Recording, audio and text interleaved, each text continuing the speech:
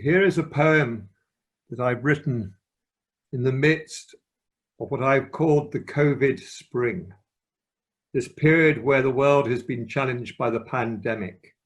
And how can we respond from the depths of our being and use this time as a time of learning? And the poem begins with two marvelous lines from Gabriel Dante's Inferno. And it also mentions Pushkin's Boldino Autumn. Just to explain, Pushkin, when he was about to get married in Moscow, went to visit his family estate in the countryside. And as he went out there to his estates, many miles from Moscow, there was a pandemic of cholera. Mm. And he was quarantined and he could not get to his wedding.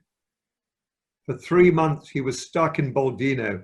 And in those 3 months, in that autumn, it was the most creative time in his life. He wrote his greatest poetry, short stories, and the novel Eugene Onegin.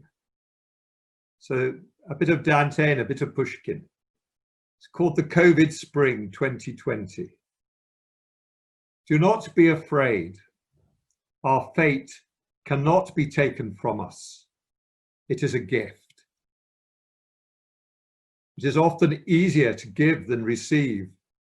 Could we accept with an open heart what fate lays at our feet? When your cat brings you young dead birds or a field mouse still half alive, when life brings you a surprise virus or fate takes you round a dark, unexpected corner.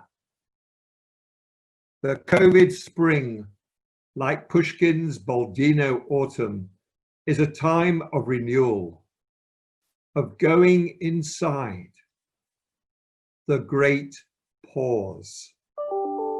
When planes no longer crisscross, when planes no longer crisscross our skies, shops and bars are asleep, and there is quiet. In Delhi, the mountains have reappeared, and in Venice, the fish have returned. Once again, I can hear the lark ascending, breaking the clear air over our spring white hedgerows. When the rivers dry up, we must discover the hidden springs, often buried beneath our busyness or covered over with possessions. We must dig them out, renew their flow, and feel the water course through our veins and refresh the land as it awakens us to new, unseen connections. Thank you. Thank you, Professor. Thank you. Thank you very much. Thanks. Thank you.